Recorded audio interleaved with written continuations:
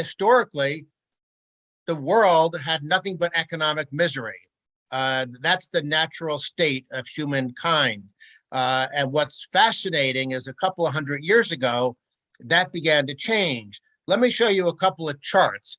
This is from the Our World in Data website.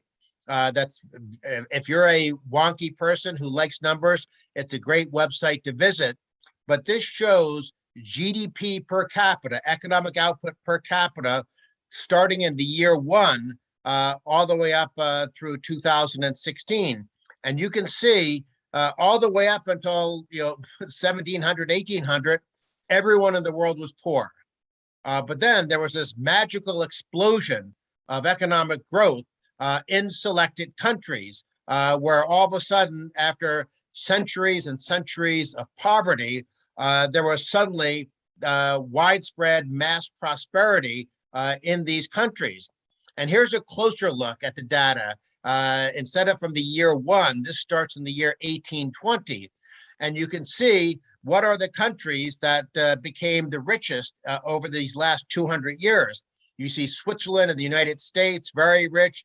You see the United Kingdom and South Korea, but then you see other countries that are considered emerging market or developing economies down toward the bottom. And so really the question I'm looking at is, why did any country become rich, and why was it just some countries that became rich? And Ken already mentioned that it's not a miracle, it's simply following the right recipe. And there are these 5 major categories. It's not just in the Fraser Institute's Economic Freedom of the World. If you look at the World Economic Forum's Global Competitiveness Report, if you look at the Heritage Foundation's Index of Economic Freedom, there are lots of different measures out there, but they largely say the same thing. You want rule of law, you want modest fiscal burden of government, you want modest regulatory burdens from government, you want as much open trade as possible, and you want sound money. If countries can manage to do those things, that is the recipe that will enable them to move from poverty to prosperity. Adam Smith, back in 1776, published The Wealth of Nations. This is one of my favorite, and he's, by the way, considered the father of economics. This is one of my favorite quotes because I think it says a lot about the topic that we're discussing today. He wrote, "Little else is requisite to carry a state to the highest degree of opulence from the lowest barbarism, but peace, easy taxes, and a tolerable administration of justice, all the rest being brought about by the natural course of things." In other words, what he's saying, if government does its job correctly, peace, easy taxes, and tolerable administration of justice, then prosperity will naturally occur. But the reason we didn't have prosperity for centuries and centuries is because that's not what governments did.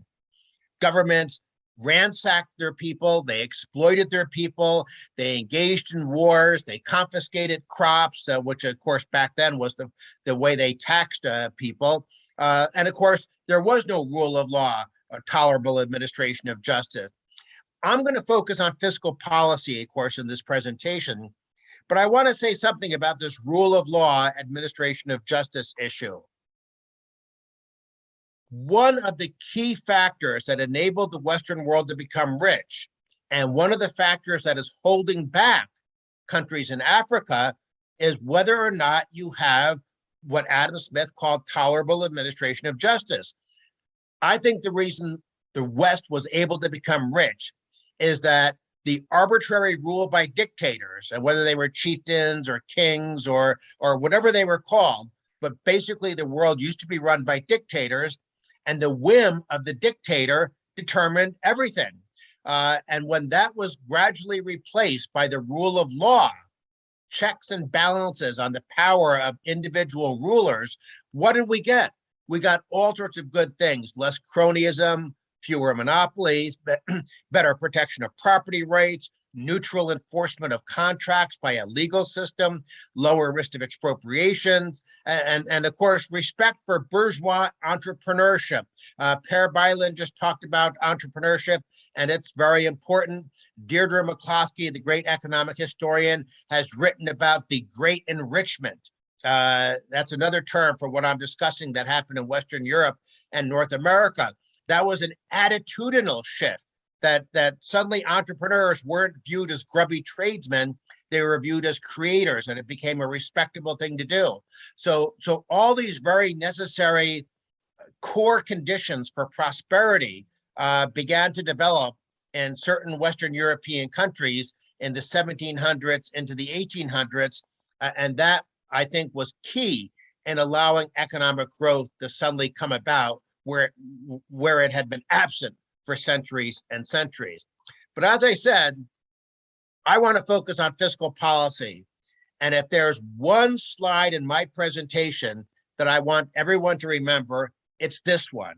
Because the lesson from this chart is that the Western world became rich when the fiscal burden of government was very modest, when government spending only consumed about 10% of GDP, when there were no welfare states, no redistribution programs, when there were little or no income taxes on people or businesses, and not just no income taxes, there were no value-added taxes. I mean, basically governments back in the 1800s in North America and Western Europe, they relied on a handful of excise taxes and trade taxes.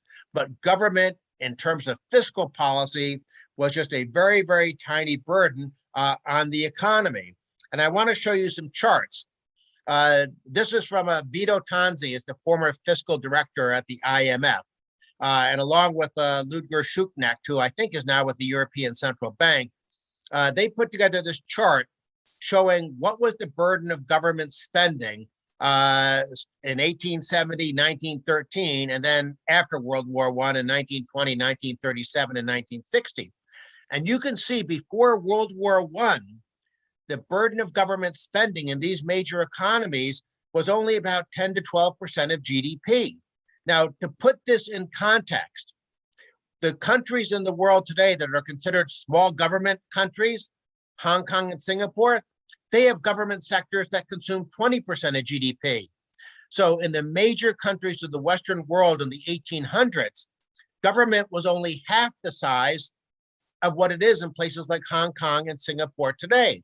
And you can see, by the way, from this chart, even after World War I, all the way up until 1960, government only averaged maybe 20, 25, 30% of GDP, which is, of course, a lot smaller than it is in most countries today. And one of the lessons I'm trying to get across in this presentation is that the Western world became rich when government was very, very small.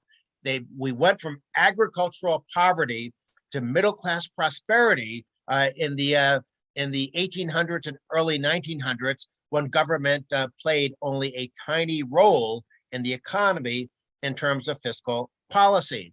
Now, we just looked at government spending as a share of GDP. Well, here is tax revenue as a share of GDP. And you can see back in the 1800s, in the early 1900s, tax revenues were only about 10% of GDP. And even as late as 1940, at the start of World War II, tax burdens were only about 15% of GDP. Again, these are smaller tax burdens than what you see in low tax economies today, like the Cayman Islands, Hong Kong, Singapore, places like that. So the lesson to be learned, and I underline this, I put exclamation points, everything I can to stress to people that if you want to copy the rich countries of the world, you have to copy the policies they had when they became rich. Don't copy the policies of the United States today. Don't copy the policies of Sweden today. Don't copy the policies of Germany today, because we have since adopted these expensive welfare states and costly income taxes. We became rich when we didn't have those policies. As a matter of fact, in many countries, there were no income taxes until into the 1900s. I mean, England had the first one in 1842. France didn't have one till 1911. Germany not till 1920. Belgium 1922. In the United States, we didn't get our income tax until that horrible day in 1913. So again, we became rich in the 1800s and early 1900s before welfare states, before income taxes, before government became a burden like it is today. Here's a chart that's also from Vito Tanzi. It shows by decade social transfers, in other words, welfare state type redistribution type spending in different countries as a share of economic output. And you can see all the way up till 1930, there was basically no welfare state. You had government redistribution spending in many countries, 0% of GDP. And even in the countries that had it, they look at Sweden in 1920, 1.14% of GDP. That's far less than what you have in Hong Kong today. So again, I'm trying to underscore the message that these countries that you see on this table here, they all became rich when they did not have redistribution, when they did not have welfare states, when people had the opportunity to go out and work, pay almost no taxes, but there was no ability to rely on government. So you had a very strong incentive to bring your labor to the market and try to become productive. Here's a different way of looking at that data. We're now, instead of Vito Tanzi, this is back to the Our World in Data website. And you can see prior to 1920, prior to 1930, 1940, there was almost no social spending as a share of GDP. So if you go back to the 1800s, there was none. By 1920, there was a tiny amount, still a tiny amount in 1930. It's really in the post-World War II era, and really not until the mid-1960s that the modern welfare state really took off. Now, one thing to understand, I already explained that these countries in North America and Western Europe became rich before the welfare state, before the income tax, before all these policies. Now, they have since adopted these policies. They're not growing as fast. Now, the moral of the story, or the lesson to be learned, is that if you want high taxes in a welfare state, I think that's a mistake. But if you want those policies, make sure you first become a rich country. Make sure you have 150 or 200 years of being a very low tax, no welfare state economy. That will enable you to become rich. If you then want to not grow very fast after that, you can adopt the high taxes in the welfare state, because at least you became a rich country first. If you adopt the high taxes in the welfare state first, you'll never become a rich country. That is the key lesson to understand from world history. Now, by the way, there used to be massive poverty in the Western world. If you look at this chart, you will see that poverty, mass poverty, basically disappeared between 1820 and 1920 in the Western world, North America and Western Europe. Now, remember, the previous chart I showed you from Vito Tanzi, there was no welfare state. There was no redistribution spending. And yet we had this tremendous experiment with free markets and small government, and poverty, extreme poverty, basically disappeared in the Western world before the welfare state was ever enacted. So don't let anybody tell you, oh, to solve poverty, you need big government, because the data is very, very clear that that's not what happened in the countries of North America and Western Europe. Now, I've been focusing on North America and Western Europe. What about the rest of the world? What can we learn from looking at that data? Well, the good news is that over time, the rest of the world is sort of moving in the right direction, especially Asia, which is the red part of these charts here. Asia used to be very poor, as was Africa, and actually prior to 1800, the whole world was poor, of course. But what happened is between 1800 and 1975, all of a sudden you saw Europe and North America basically moved to the right side of the chart. And then over the last several decades, much of the rest of the world is following. Now they're following, but they're not catching up. This chart shows that you have bloated public sectors, too much government in the various regions of the world that are still developing and still should try to catch up to the Western world. But remember what I just said. You don't catch up to the Western world by adopting high taxes and a big welfare state. And unfortunately, a lot of countries in the developing world have governments that are too big. Now, in part, it's not because they have huge European-style welfare states. Instead, it's because they have excessive bureaucracies, government workforces that are too big with salaries that are too high. But the point is you can see that government spending is averaging, probably 25, 30% of GDP across the developing world. Well, what do we remember from earlier in my presentation? The burden of government spending in North America and Western Europe when it became rich was only 10% of GDP. So I worry that the developing world, emerging market economies already have an excessive burden of government spending. And of course, they have income taxes and other things that North America and Western Europe did not have. So I think that's a big mistake. Now, I want to emphasize a point that I've already made. There are wealthy welfare states in the world. Western Europe, by world standards, is wealthy, and most of those countries have very costly, very extensive welfare states. But I want to remind you that these countries became rich before they adopted those policies. They then made a choice I disagree with. They made a choice after they became rich, let's adopt high taxes in a welfare state. Now they're growing maybe 1 or 2% a year instead of 3 to 4% a year, but at least they became rich first. In Africa, in Asia, in Latin America, you have to make sure you adopt these things in the right order. You have to have the long period of free markets and limited government first. And then, of course, I hope you never choose to have the welfare state. But again, I want to remind you, if you adopt the welfare state and high taxes first, you will never, ever have a chance to become a rich country. Now, I want to begin to wrap up by talking about some of the bad advice that we get from international bureaucracies like the IMF, the OECD, and the United Nations. They are very, very destructive in that they constantly are urging countries to raise taxes and increase the burden of government spending. And you can see on the right side of the screen, they have all these interesting and clever euphemisms for giving government more control of the economy, letting government consume more of the private sector's output, resource mobilizations, stable resources, financing for development, strengthened fiscal frameworks. All those things are just different ways of saying impose higher taxes to finance bigger government. But as I say on the left side of the screen at the bottom, they never provide any evidence for how that's supposed to work.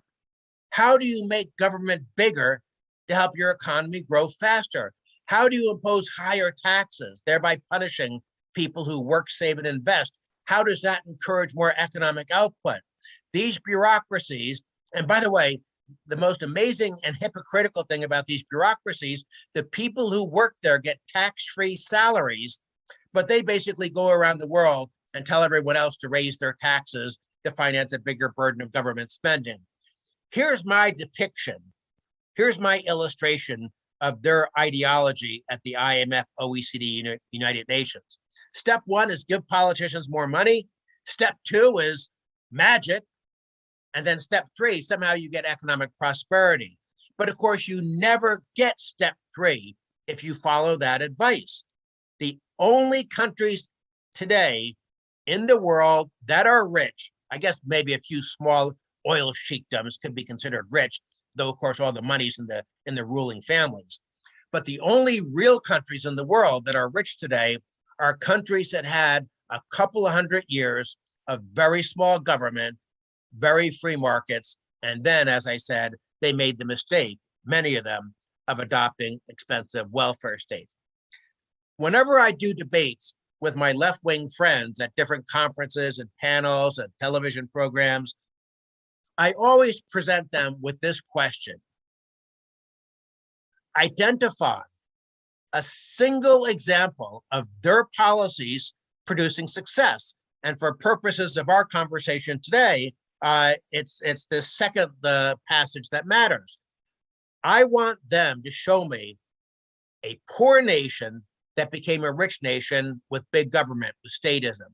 There's not a single example anywhere in the world of that happening. And yet, as I just pointed out, the IMF, the OECD, the United Nations are saying, oh, these countries need financing for development. They need more tax dollars so they can make government bigger. That is the most anti-empirical bit of nonsense that I have ever heard in my life.